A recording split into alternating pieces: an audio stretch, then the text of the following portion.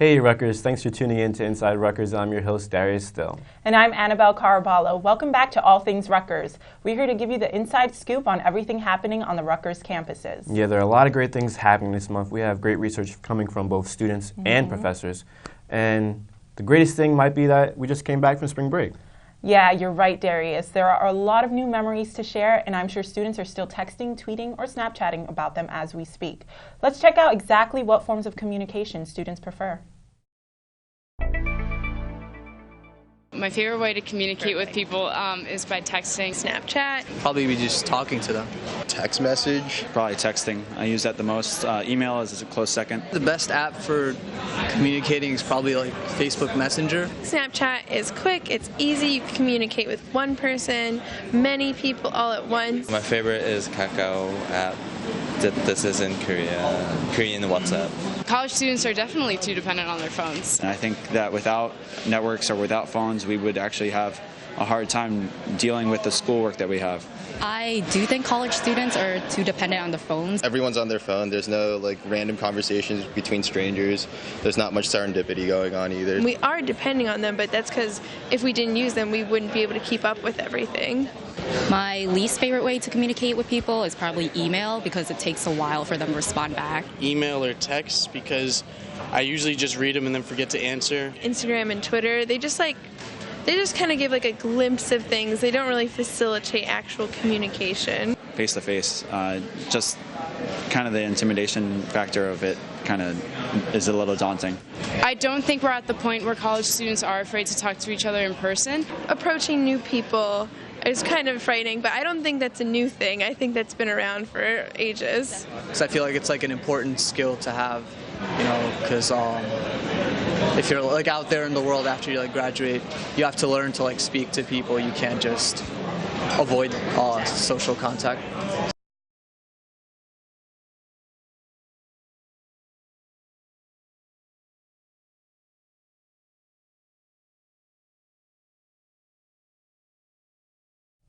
It's interesting to see how students like to reach each other. Personally, I think I like Snapchat over the others because there's a visual and I can goof off with the filters. I think I like texting or face-to-face. Those would have to be my top two. You know what was really interesting is how some students feel about face-to-face interaction and how they feel it's intimidating. Maybe there is a lack of trust there. Let's see what Rutgers professor and author of the book Trust in a Complex World has to say about trust and community. To be truly engaged in a community, trust is a necessary feature. Today we're here to talk to Professor Heckscher, author of Trust in a Complex World, to find out what trust means in our community. Trust is basically a confidence in how other people are going to act in the future, and preferably that they'll act in a way you think is positive. I had the sense that we need a lot more trust than we have in society. Things are kind of falling apart. The core issue is that all kinds of groups that have lived essentially pretty separately and been able maybe to tolerate each other, but have got to pull together now and are making demands on each other. So the question is, can we build trust in that kind of situation? And the answer is yes, but it's very hard and will take a very long time. That was my unfortunate conclusion. Almost everywhere you look, I think the current election is a very powerful example of it, even within this country. There are a lot of people now who are so angry that they're willing to engage in violence, and they're just not entering the process. They've sort of given up on democracy. That's a pretty deep loss of trust. What this book does, this book that's come out, Trust in a Complex World, is to sketch an image of a society that could sustain that level of trust, what I call a rich community. Instead of being closed and tight and everybody just dealing with the same people, that people are within a group, but they're also all dealing with lots of other groups. But the problem is to get people to talk to each other, to try to understand each other's perspective, try to really listen to what others feel and believe. In any society, it is critical for trust to be built in order to sustain a healthy community. Rutgers is no different. I'm Dan Natale, RUTV. That was fascinating. I think we truly do need to learn how to trust each other more. Yeah, but one thing I love about Rutgers is that you really get the sense of community here. You really feel part of something, you know? Well, Anabel and I are going to take a little break, but please stay with us because we'll be right back with more Inside Rutgers. This is Kate. Kate never utilized the many great resources Rutgers has to offer. Now, Kate doesn't have a job. Don't want to end up like Kate? Then you should go to University Career Services. University Career Services provides career-related counseling, resources, and programs to help individuals clarify academic and career goals, establish career plans, develop job search skills, and make successful career transitions. The mission is to build relationships with alumni, employers, and graduate schools to optimize internship, job, and career opportunities. From workshops and webinars to fairs and other recruiter visits, the staff within University Career Services works tirelessly to prepare students and connect them to the world of work. For more information, visit careers.rutgers.edu.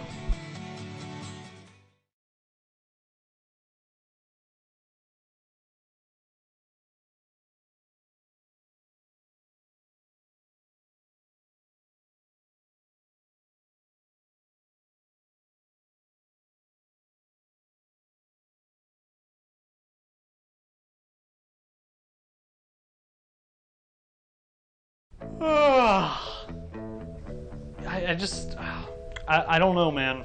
I don't know if I can run today. I'm really busy and... Wait, what? You're running there? I did not know this. I didn't even know that was a place. Do you know all the places on campus where you can work out and exercise? Well, we do, and we want to share that with you. Werblin Recreation Center is located on Bush campus on the corner of Frelinghuysen and Bartholomew Road. Werblin has everything from badminton courts to an Olympic-sized swimming pool. The Livingston Recreation Center is located on Road 3 off of Joyce Kilmer Avenue. This center has a full weight room, hosts many different classes, and even has a spa located right inside to help you relax after a tough workout or maybe just a tough exam. The Cook Douglas Recreation Center is located on Beale Road, across from the Cook Student Center. This recreation building comes equipped with a fun fitness center, pool, and racquetball courts for those of you who like sports with a little danger. The College Avenue Gym is located directly on College Avenue, right next to the Student Center. This location has multiple gyms and basketball courts, power and conditioning rooms, and is the only location with a rock wall. The Rutgers Fitness Center is located on Easton Avenue on the College Avenue campus. This is the only location that is just a fitness center, so this might be the place for people looking to just work with weights and machines. Rutgers also has multiple bike and walking paths that run throughout all the campuses. You can find a map of all the paths at rudots.rutgers.edu/bikewalk. Most facilities are open Monday through Friday, 7 a.m. until 11:30 p.m. Weekend hours vary, but you can find out more information about the facilities and their hours at recreation.rutgers.edu.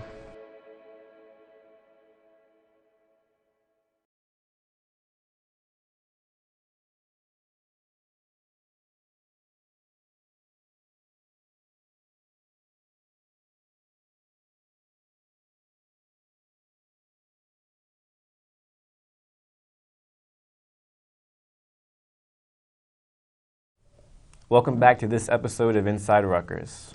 Although Black History Month is over, that doesn't mean we can't keep celebrating. Let's see how the closing ceremonies went in this edition of Paint the Town Scarlet.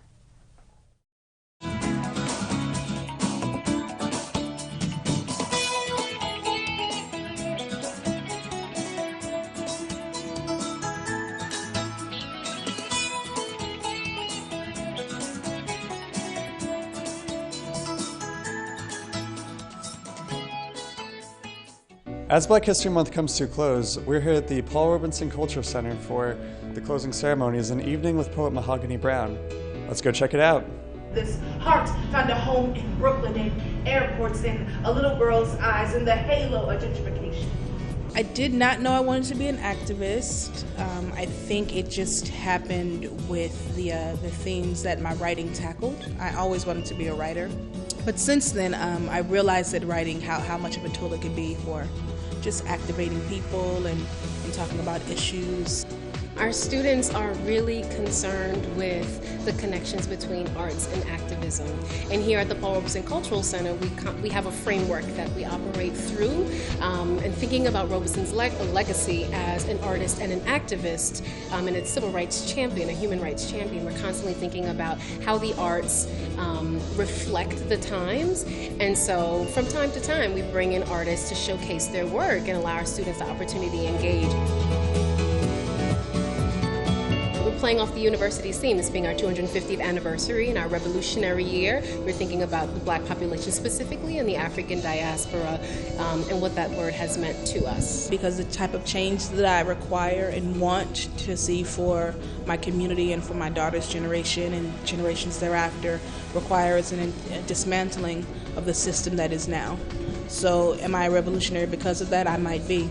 Mahogany Brown, she did a great job, doing some of her pieces and really speaking about her personal journey and how she's gotten to this point. Black History Month, I think, especially as a student, as someone who is involved in the academics, is something that I believe is like an intellectual kind of movement, an intellectual period of time, specifically for African American, for Black American history. The great thing about having a Black Cultural Center on campus is that we do the work of educating our students and the larger Rutgers community about the complexities of Black identity, Black historical contributions, Black celebrations throughout the entire year. And so it's Black History Month. The month is officially recognized, but we will continue to exist on this campus and we'll continue to have programs and services that are designed specifically to examine and celebrate Black identity on this campus. And so if folks are interested in getting involved, our website is prcc.rutgers.edu, and that houses all of our programs, all of our activities, all of the events that are happening at the Cultural Center, and the outreach that we do from the Cultural Center out to the larger community. Well, Rutgers, I hope you enjoyed Black History Month as much as I did. Until next time, keep painting that town scarlet. I'm Dan Natale, RUTV. Wow, it looks like a really fun event. I'm sure it was great hearing her speak. It sure did. I really enjoyed her poetry. It's nice to see people expressing themselves through art. Well, continuing the celebration of women in art, let's check out the Feminist Art Project. Let's celebrate Women's History Month by appreciating women in the arts, here at the Feminist Art Project's 10th anniversary exhibit. The Feminist Art Project is a program of the Center for Women in the Arts and Humanities. It was started, we're now in our 11th year. We started in 2007 to really celebrate and amplify the impact of some feminist art events that were happening at that time, and has grown to become a major grassroots movement, so to speak. There were about 10 artists, scholars, a couple of critics who got together and decided that it was time to put something like this together and to institutionalize it. So my predecessors, Judy Brodsky and Ferris Olin, who were the directors here, brought the Feminist Art Project to Rutgers, and then I was hired in 2009 to run it.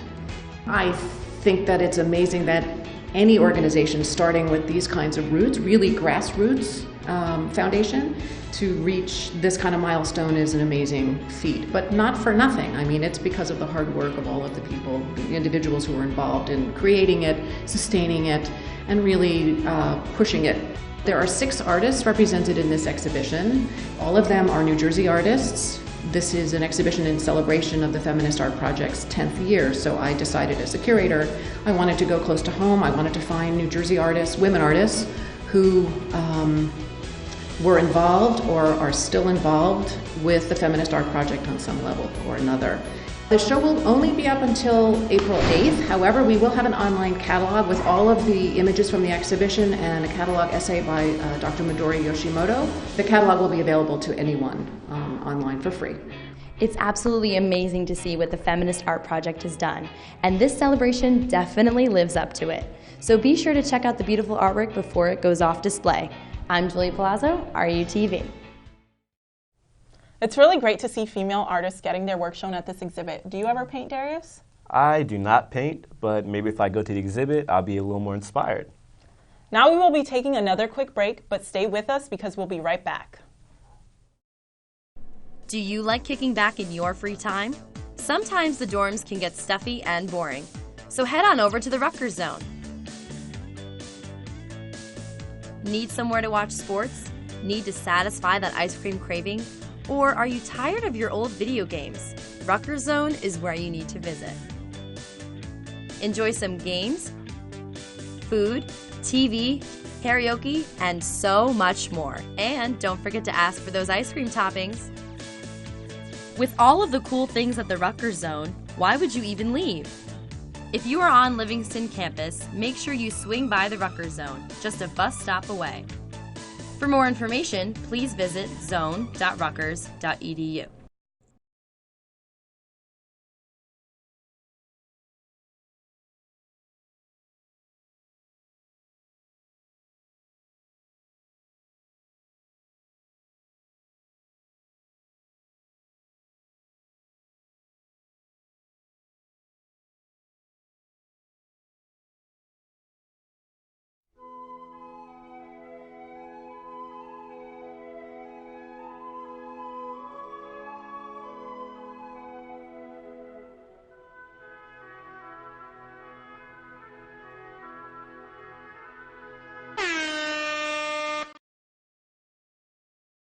There's a better way to wake up in the morning. Start your mornings right with Wake Up Rutgers every Monday and Thursday at 9 a.m. Wake Up Rutgers is the best way to stay updated with all the current events and news happening around Rutgers, so wake up early and tune in. For more information, visit rutgers.edu/programming-channels/wake-Rutgers.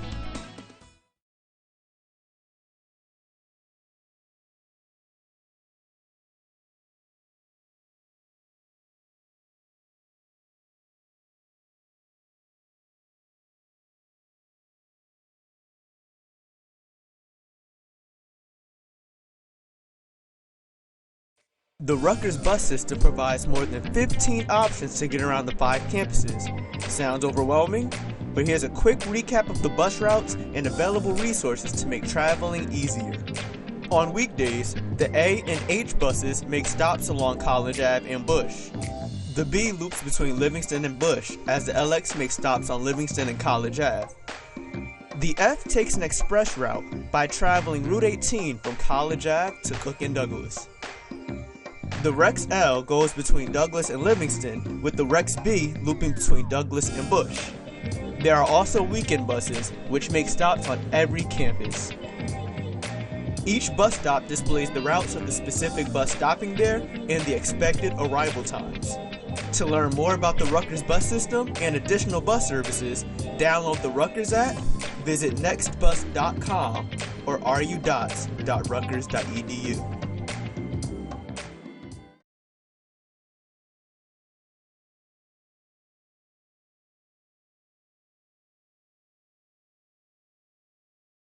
Thanks for staying with us, and if you're just tuning in, we're giving you the latest on everything Rutgers.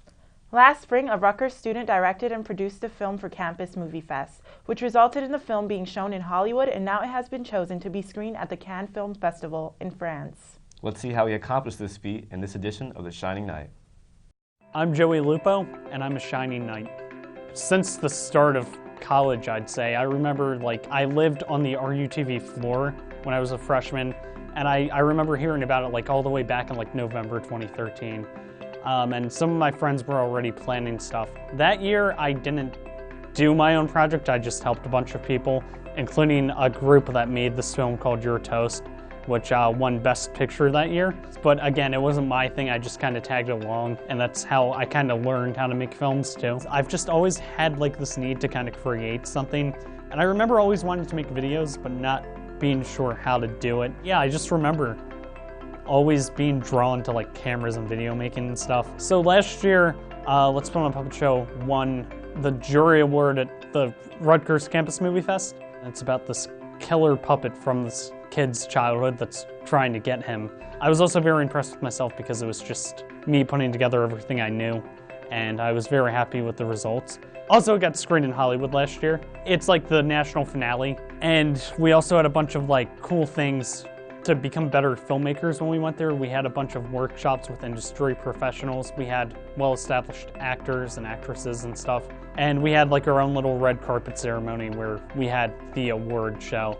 And I didn't win anything there, but it was still quite an experience going. This, I felt like I deserved to go there. And this year I just got accepted to the Cannes Film Festival. Basically, Campus Movie Fest, they have their own little like corner of the Cannes Film Festival called the Short Film Corner.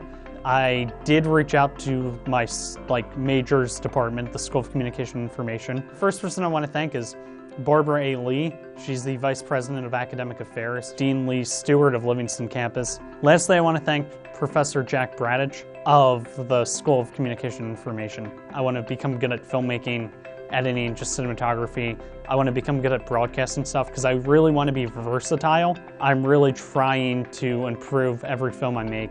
I think the one I made this year is a step up in every sense of the way. I think I casted it better. I worked well with my cinematographer. I definitely went out of my comfort zone.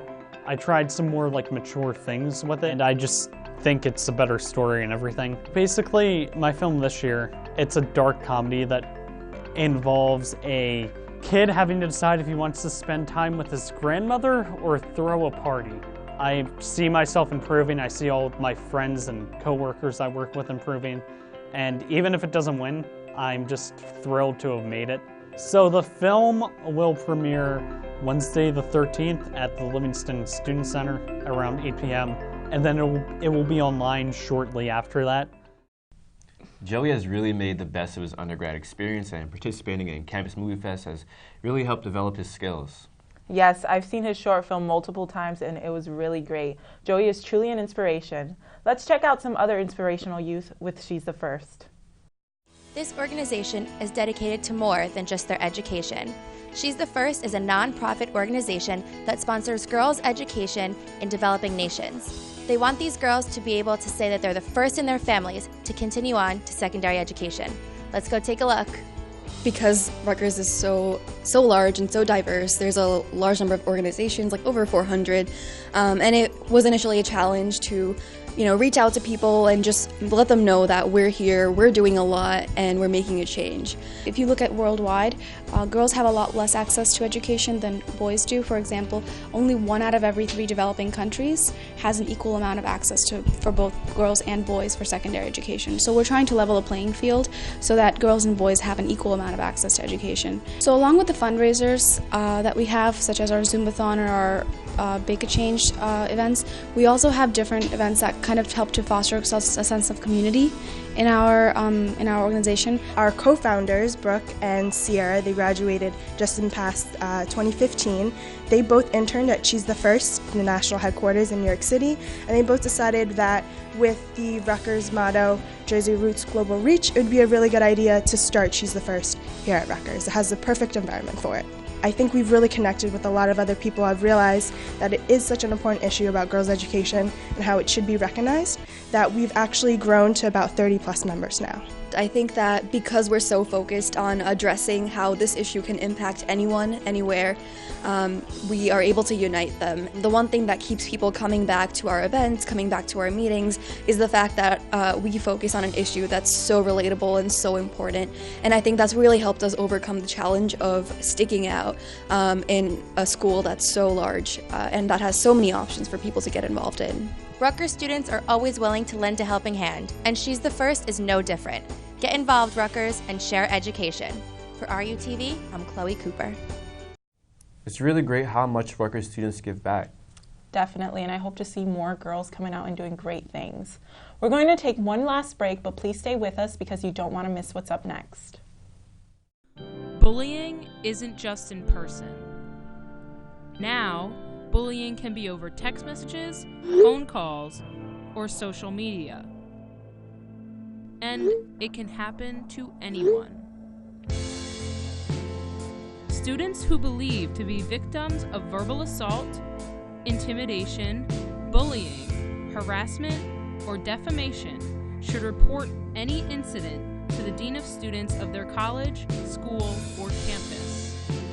You can also file a complaint at the New Brunswick Office of Student Conduct at 115 College Avenue.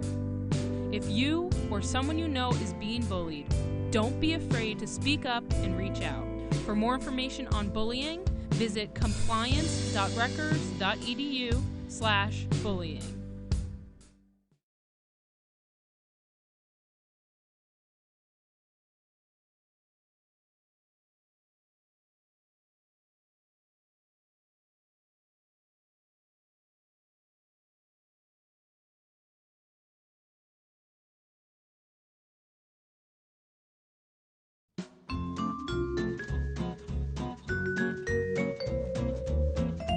Have you ever wanted to visit Italy?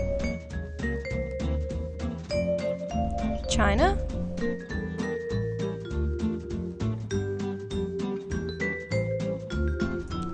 Or France?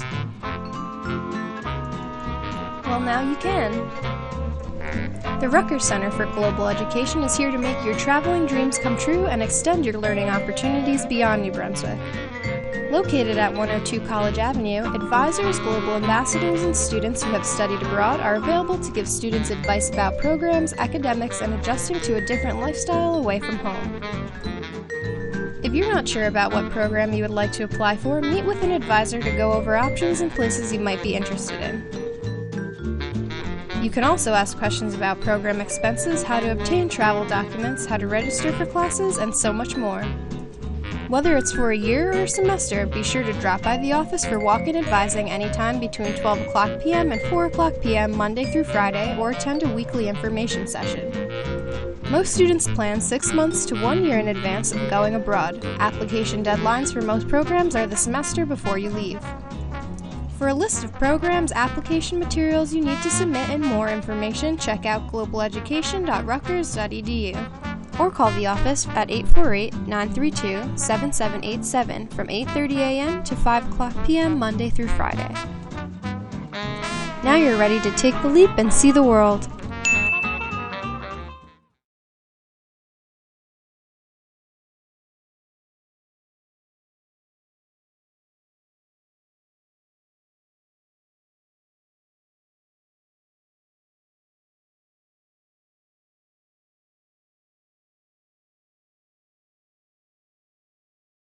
Welcome back, Rutgers. Now, Senator Cory Booker came by to Rutgers on his book tour. Let's see how it went. In a politically divided America, it can be tough to agree with differing opinions.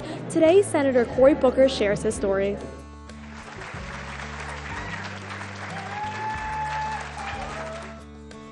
Love means taking risk. It means reducing your ego and opening yourself up to others. It means being humble enough to know that everybody, you can learn from them. Like, I'll tell you something that I really don't like, and I write about this in the book. I hate this idea of tolerance. It sounds weird. Oh, Cory hates tolerance. But I think tolerance is a floor, and that we need to think as a society that we need to move beyond tolerance, which is just, I'm stomaching your right to be different. If you disappear off the face of the earth, I'm no worse or better off. But love recognizes a need, recognizes that we have a common destiny, recognizes that we have to be there for each other, recognizes that we're each other's greatest hope. Senator Booker answered questions from the audience and discussed those in his life who had major impacts, like the late Newark resident Virginia Jones. And she wheels around and she looks at me and she says, "Boy, you need to understand something. The world you see outside of you is a reflection of what you have inside of you. And if you're one of these people who only sees problems, darkness, and despair, that's all there's ever going to be. But if you're one of those stubborn people, who every time you open your eyes, you see hope, possibility, you see love, you see the face of God, then you can be someone who helps me." And she wheels around and storms off. We spoke to attendees and asked what brought them out to the event. I love Cory Booker. He's just great. And I really like politics a lot too. And I'm also interning for Eagleton. So show the support. Gotta come out. I think he's really progressive and someone who speaks for our generation, so I wanted to see what he had to say. I think that people of our generation, it's really important to come to such events, learn from the speakers, ask them questions, engage them, because Senator Booker represents us. And it's very important to see how the leaders that represent us, what they think of us. So I think that all in all, that would be my reason for coming to this event. Thanks so much for tuning in. I'm Angie Saber, RUTV. It's really great to see what's shaped a person and who and what's inspired them in their lives. Well, that's all we have for this episode of Inside Rutgers. Please be sure to let us know if you enjoyed the show, and if you have any comments or suggestions for our next show, tweet us at Rutgers TV. And remember, if you missed any parts of this episode or any past episodes, you can always check us out online at retv.rutgers.edu. Thanks for watching, and we'll see you next time on Inside Rutgers.